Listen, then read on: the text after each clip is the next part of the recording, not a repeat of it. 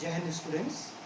Today in this video we will solve a numerical problem of our chemistry subject unit number 2, that is related with the concentration of the solution. And we will see here that what is the, you can say, numerical problem. The numerical problem is calculate a molarity, B molarity, C mole fraction of Ki if the density of 20% mass per mass aqueous Ki is 1.202 gram per ml. So we will solve this numerical problem. Here for the solution we will write here solution. So in the solution, first of all we will find out what is the mass of our solute. So we will find out here mass of solute. So mass of solute means Ki, that is W. It is given here 20%, means 20 gram in 100 gram. Now we will see here what is the molar mass of our Ki. So we will see here about the molar mass. Molar mass, or it is known as W of K. It is, you know, what is the atomic number of Ki? It is, you can say, 39, and the atomic number of I is 127. So its molar mass will be 166 gram per mole. Now we will see here that what is the mass of our solution. Okay, so we find out here the mass of our solution. Mass of solution. You know, the solution is made by solute plus solvent. So the mass of solution will be the mass of solute and the mass of solvent. So we will write here WA plus WB. WA is the mass of solvent and WB is the mass of solvent. That will be equal to 100 gram. We are taking that, suppose the solution will be of 100 gram mass. And now we will find out the, you can say, volume of solution. Okay. For finding out the volume of solution, because we want to find out the molarity first. So we will find out the volume of solution. Volume of solution can be find out by using the formula of density. Density is equal to mass upon volume. So we can write here the volume of solution will be equal to mass upon density. Mass upon density, which is given here. So what is the mass which is given here? That is given 20 gram. Okay, and density which is given shown here 1.202 gram per mole. Okay, so gram will cancel by gram. If you solve this problem, you will find here 83.2. About 83.2 ml will be the, you can say, 83.2 ml will be the volume of the solution. So in this manner we can get here the volume also. Now we will find out what will be the mass of our solvent. So we will find out here the mass of solvent. Mass of solvent, that can be find out by subtracting the mass of solute from the total mass of the solution. So here total mass of the solution is 100, and we can subtract the mass of solute. So we will get here, that will provide us 50 gram. Okay. After getting these data, we can find out the, first of all, molarity, and then we can calculate the molarity and ultimately mole fraction. So we will see here that how we can calculate the molarity. So we will see here about the molarity. I am taking here the molarity here. Okay. First of all, I am taking here molarity. So you know very well what will be, we will see here molarity. What is the definition of molarity? It is the number of moles of the solute in molality. We will first of all find out the molality. It is the number of moles of the solute in 1 kg mass of the solvent. So we will find out here the number of moles. Number of moles of solute divided by mass of solution in kilogram. Mass of solvent. Sorry. Mass of solvent in kg. Okay.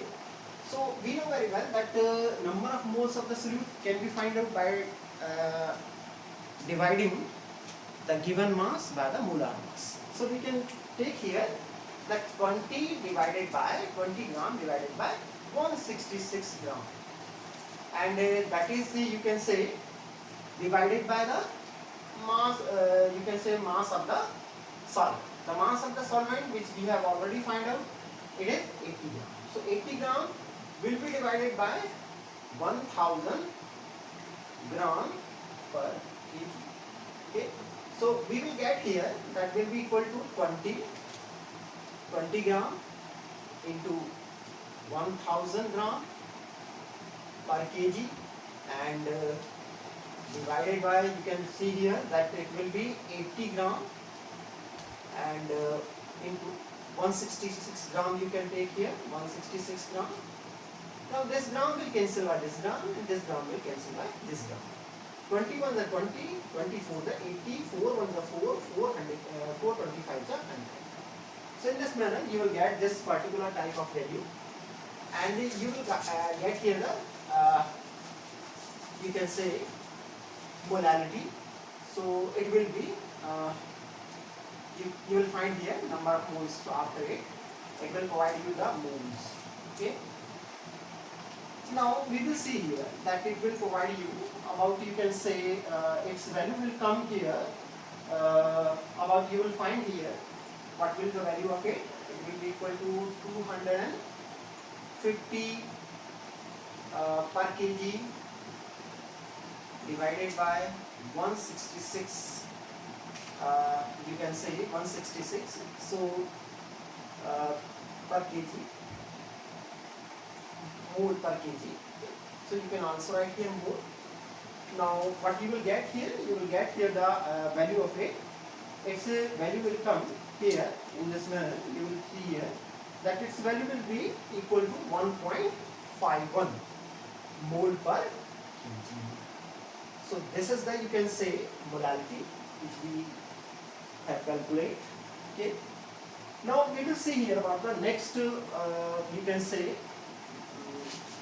next type of calculation, or next type of, you can say, concentration, which is given in our numerical, that is known as molarity. So we will see here about the molarity. Molarity is the number of moles of solute divided by the volume of solution in liter. So we can write here WB divided by MB, and it is given here WA divided by 1000 liter. Okay. So we will see here that will provide you, if you will put the value, that will be 20 gram into 1000 liter per liter, and divided by, you can say, 166 gram into what will the value of, you can say, our volume of the solvent, we will solution. We will see here that the volume of the solution will be, which we have already calculated, it will be 83.2 ml, which we have already calculated. So this ml will convert into the liter. So I am taking here 83.2 ml. Now we will calculate what will be its value, or what will the value of molarity. Okay, what will be molarity in this solution. So in this particular case, we will see here that 20 gram, this 20 gram will cancel by this gram, and we will take here 20, 2 times are 20, and 88.3, it will provide you 83. So you can write here that it will be 10 into 1000 per liter divided by 83 into 83.2. Now after it, if you will remove this or cancel the 0, you will get here 1000 liter per liter, and it will provide you mole per liter. So, and it will provide you 8.3 into 83.2. If you will solve this problem, you will find that the molarity will come 1.45 mole per liter. Okay, so this is the answer of second, you can say, concentration, second method of concentration. Now we will find out the mole fraction. Okay, so we will see here the last type of calculation for the concentration of the solution, that is mole fraction. We will calculate here the mole fraction. Okay, point C, we will see here mole fraction. Mole fraction, you know very well, it is X, and in case of mole fraction, you will find out the number of moles of the, you can say, solute, and the number of moles of the solvent. So we will first of all find out what are the number of moles of the solute. So number of moles of Ki will be equal to 20 gram divided by 166 gram per mole. Okay, so in this manner you will get the number of moles. It is providing you 1.51 mole. Okay, and you will also find out the number of moles of water. Number of moles of water you will get here. So number of moles of water will be, you know very well, but in the mass of water it is 80 gram, and it is 1000 gram for a solution, and you will divide it by 80 gram. So you will find here the, you can say, number of moles of the water also. So it will provide you 55.5 okay, mole. Now by using the formula of mole fraction of any particular compound like Ki, you will find out any particular component Ki. Suppose you want to find out the mole fraction of Ki, so it will be equal to 1.51 mole divided by 1.51 mole plus 55.5 mole. Okay, and you will calculate what is the mole fraction of it. Generally the mole fraction of it will come in you can say particular value. Its value will be particular. It will be 0.026. It will come as 0.026. Now by subtracting this value from 1, you can find out the mole fraction of water also. Okay, in the next video we will study about the solubility. Thank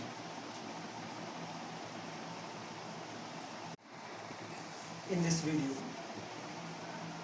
we will study about solubility.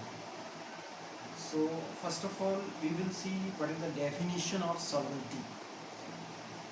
Solubility of a substance is a maximum amount of that substance which will dissolve in a specific volume of the solvent at a specific temperature. That is known as solvent. Now we will see here that if we will take an example of a solution for understanding about the solubility, we can take here some small amount of water in a beaker. Okay? This is water in our beaker, and we will dissolve here a salt, like you can say NaCl. Suppose we are dissolving here NaCl in this water, so it will completely dissolve. If we will add some more amount of the sodium chloride in this water, a condition will occur when no more sodium chloride will be dissolved in this solution of solvent water. Okay, in that particular condition we will get the solution having maximum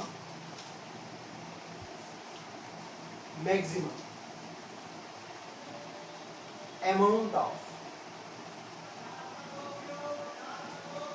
solute. Here this particular condition is known as the solubility. Okay.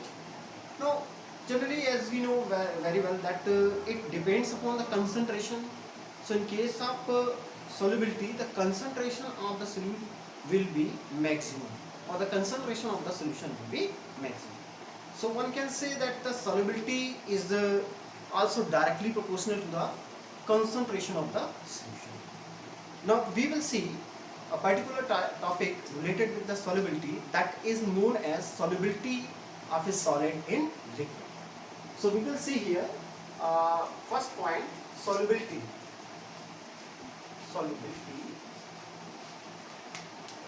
of a solid in liquid.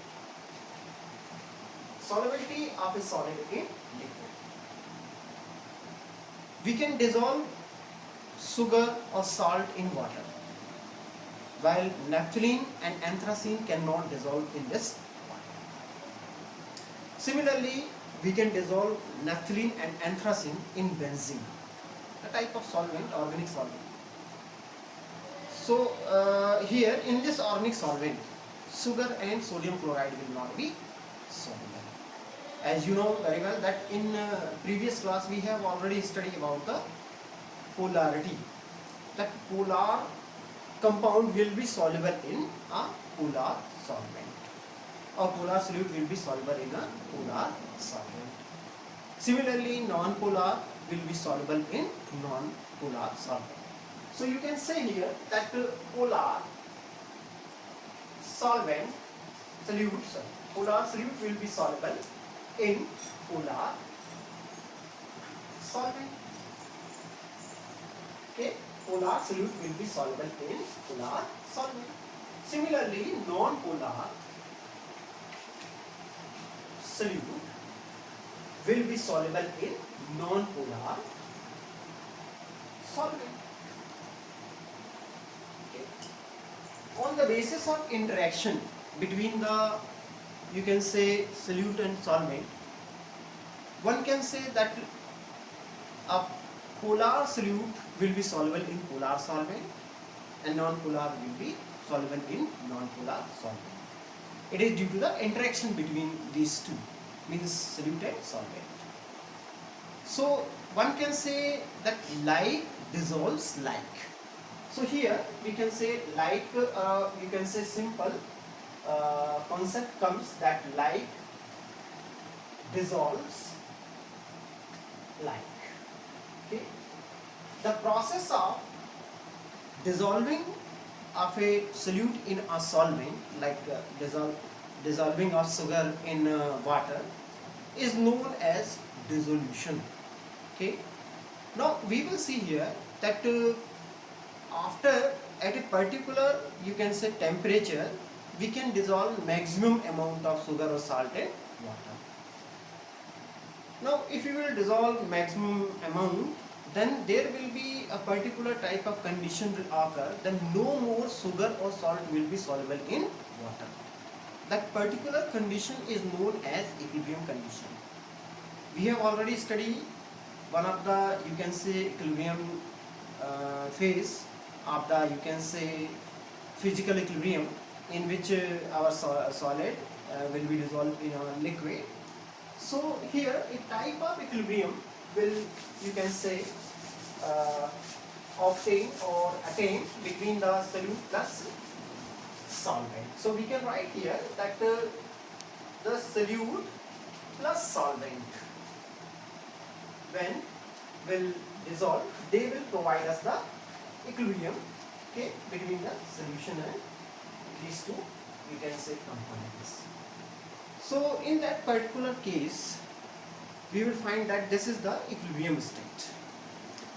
Now we will see here that what are the, you can say, factor on which the solubility of a particular solute will be, uh, you can say, depend upon the solvent, okay, or what are the factors on which our solubility depends. So we will see here about the factors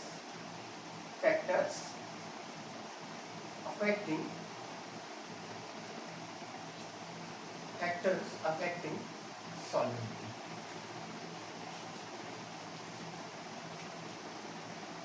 The solubility of a solute in solvent is depend upon three factors. These three factors are: number one, nature of solute and solvent.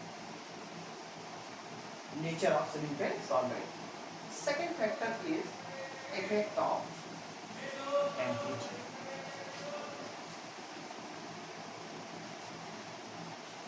Effect of temperature. Third factor is effect of pressure. Effect of pressure. We will see all these factors one by one. First of all, I am taking here the factor nature of solute and solvent.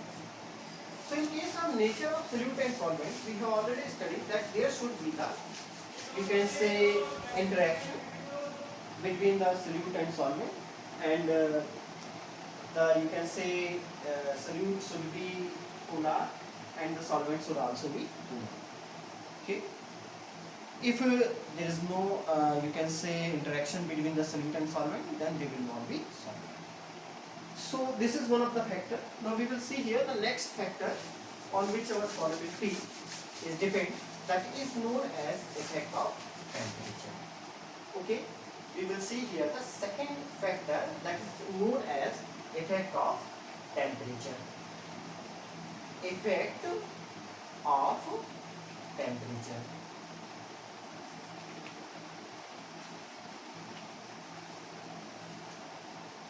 In our previous class or lower class, we have already studied that there are two types of reactions: exothermic reaction and endothermic reaction. And you have already studied that if there will be any kind of equilibrium between these two type of reactions, then we generally consider a particular type of principle about which we have already studied in class 11. That is known as Le Chatelier principle. What is our Le Chatelier principle? Le Chatelier principle states that if there will be any change in the factor which is responsible for the attainment of chemical equilibrium, then our chemical equilibrium will proceed in that particular direction, so that the effect of that particular factor will nullify, okay, or reduce. So we will see here in this particular case, if the effect of temperature will take place in case of exothermic reaction. In case of exothermic reaction, what will happen? In case of exothermic reaction, always remember, whenever the exothermic reaction will take place, in that particular case, heat energy will evolve from the reaction. Okay. In that particular case, suppose this is the exothermic reaction which is taking place. A plus B are combining or reacting, and they are providing us the product C. And the value of delta H is coming, that is negative in case of exothermic reaction. So in that particular case, you will see here, if you will increase the temperature, always remember, if you will increase the temperature, our reaction will proceed in the backward direction. So the solubility will decrease if the, you can say, process of solubility is exothermic. Okay. So here in this particular case, on increasing the temperature, the reaction or solubility will, you can say, proceed in the backward direction. Suppose now we are taking here another type of reaction in which action by are the reactant, and they are producing the product Z. In this particular case, delta H is equal to positive. So in this particular case, if you will increase the temperature, the reaction will proceed in the forward direction. Why it is so? Because we know that the temperature increase is a favorable condition for the, you can say, proceeding of forward direction.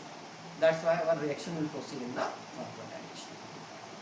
Now we will see the last factor, that is known as effect of pressure. We will see here about the next topic, that is known as effect of pressure.